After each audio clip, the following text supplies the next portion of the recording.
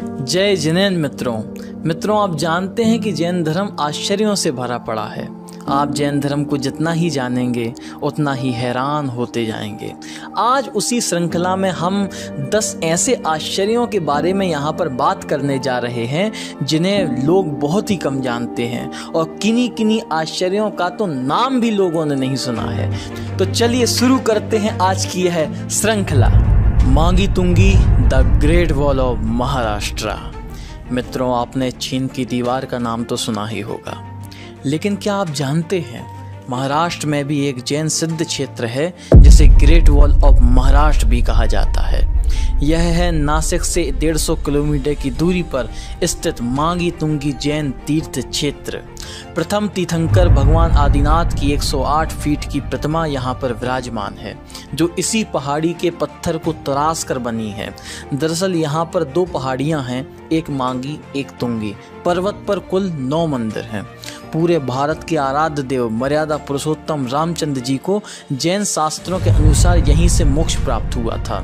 यही वह जगह है जहां पर जैन शास्त्र अनुसार हनुमान, सुग्रीव, सुडील, गव, गवाक्य, नील, महानील और 99 करोड़ मुनिराजों ने मांगी तुंगी से मोक्ष प्राप्त किया।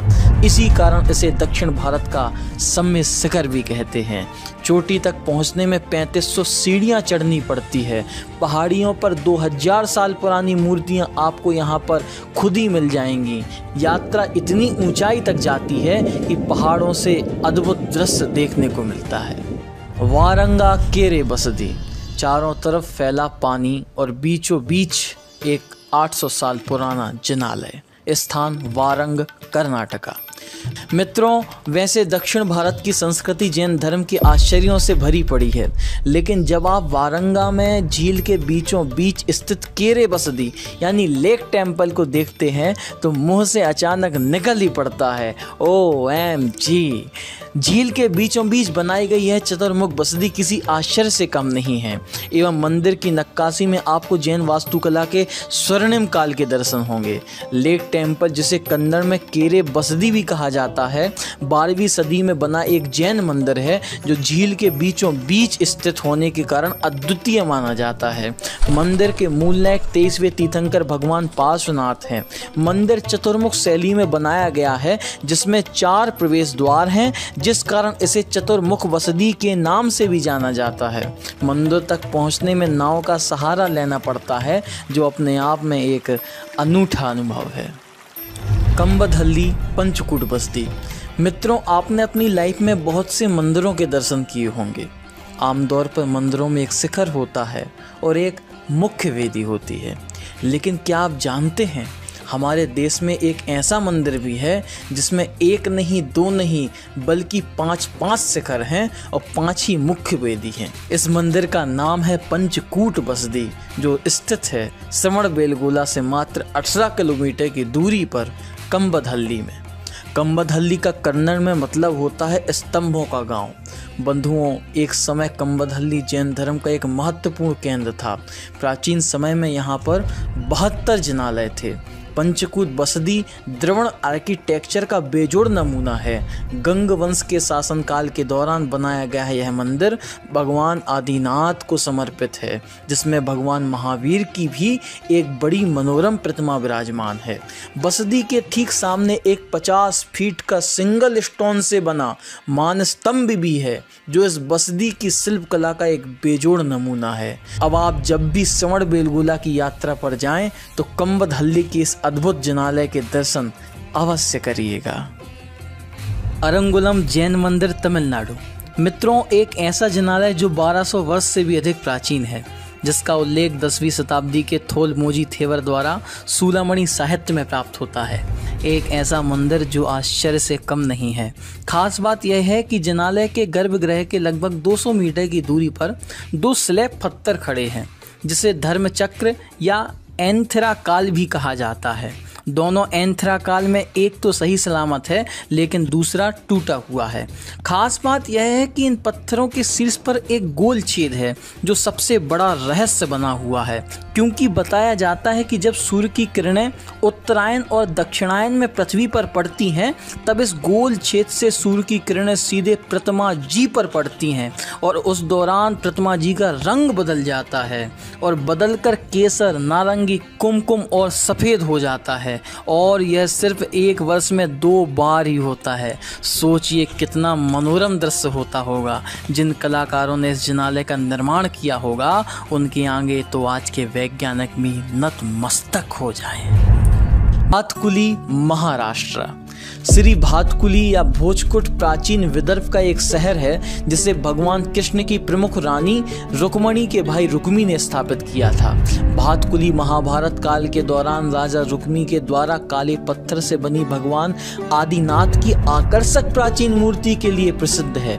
इस मूर्ति को उन्होंने एक भव्य मंदिर में स्थापित कराया था।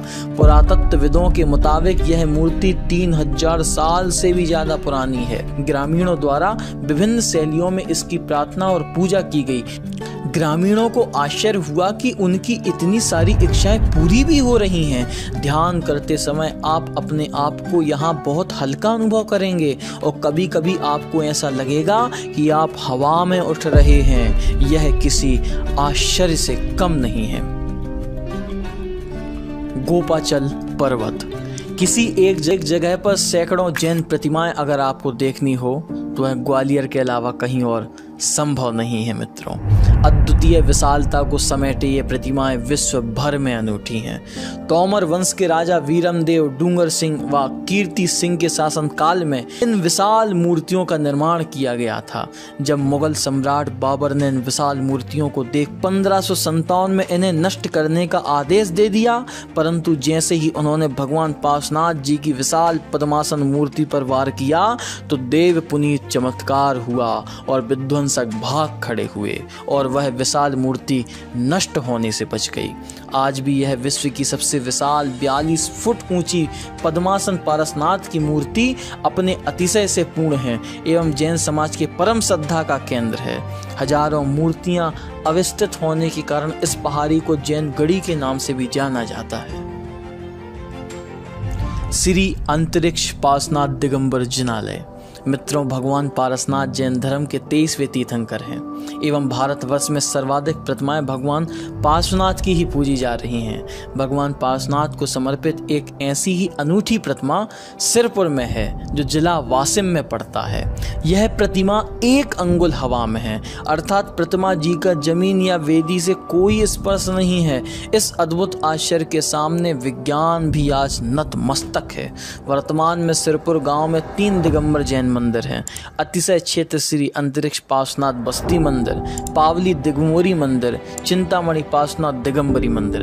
अंतरिक्ष पार्श्वनाथ की मुख्य मूर्ति काले पत्थर से बनी हुई है। यह मूर्ति कला का एक बेहतरीन नमूना प्रतीत होती है। मूड़बद्री 1000 पिलर्स ऑफ टेम्पल। दक्षिण की काशी कहे जाने वाली मूड़बद्री मंगलूर से मात्र 30 किलोमीटर की दूरी पर है और यहाँ स्थित है त्रिभुवन तिलक चूड़ामणि बसदी, जो किसी आश्चर्य से कम नहीं है। छोटा राजा देवराय वाडेयार के द्वारा 14वीं शताब्दी में बनाए गए यह जिनालय कन्नड़ भाषा में सवीरा कदम्बा बसदी के नाम से जाना जाता है, जिसका अर्थ होता है 1000 स्तंभों वाला मंदिर। मित्रों, इस मंदिर की खासियत यह है कि इसमें 10 नहीं, 20 नहीं, 100 नहीं, बल्कि पूरे के पूरे 1000 स्तंभ हैं। और ख़ास बात यह है कि प्रत्येक स्तंभ की नक्काशी दूसरे स्तंभ से बिल्कुल ही अलग है, जो अपने आप में एक अद्भुत नमूना है। यहाँ पर रत्नों की दुर्लभ प्रतिमाओं के साथ धवलाजी जैसे प्राचीन ग्रंथों की 1000 साल से भी पुरानी ताड़पत्र पर अंकित प्रतियां भी रखी हुई हैं, जो जैन धर्म की अनमोल धरोहर हैं। कलिंगा जिन द गॉड ऑफ उड़ीसा। हम जानते हैं कि प्राचीन काल से ही उड़ीसा जैन धर्म का एक बहुत बड़ा केंद्र रहा है। आज से 2200 साल पहले उड़ीसा में भगवान आदिनाथ की एक प्रतिमा थी जो संपूर्ण उत्कल देश के आराध्य माने जाते थे। उड़ीसा के लोग उन्हें कलिंग जिन के नाम से पुकारते थे, जिसका मतलब होता था उड़ीसा के भगवान। इसी बीच उड़ीसा पर मगध साम्राज्य का आक्रमण होता है, जिससे यह प्रतिमा मगध में चली जाती है। पुनः 200 साल बाद उड़ीसा के परम प्रतापी सम्राट खारवेल मगध पर आक्रमण करके यह प्रतिमा फिर से कलिंग देश में उदयगिरी की पहाड़ी पर प्रतिष्ठित कराते हैं। आज भी उड़ीसा की राजधानी भुवनेश्वर के रेलवे स्टेशन पर कलिंग जिन की मूर्ति का छाया चित्र लगा हुआ है, जो कलिंग जिन के प्रति उत्कल वासियों की आस्था को दर्शाता है। गोमटेश्वर बाहुबली श्रवण बेलगोला। आश्चर्यों में आश्चर्य हैं गोमटेश्वर बाहुबली और उनकी 57 फीट की प्रतिमा, जो जैन धर्म की ही नहीं अपितु विश्व की अनमोल धरोहर है।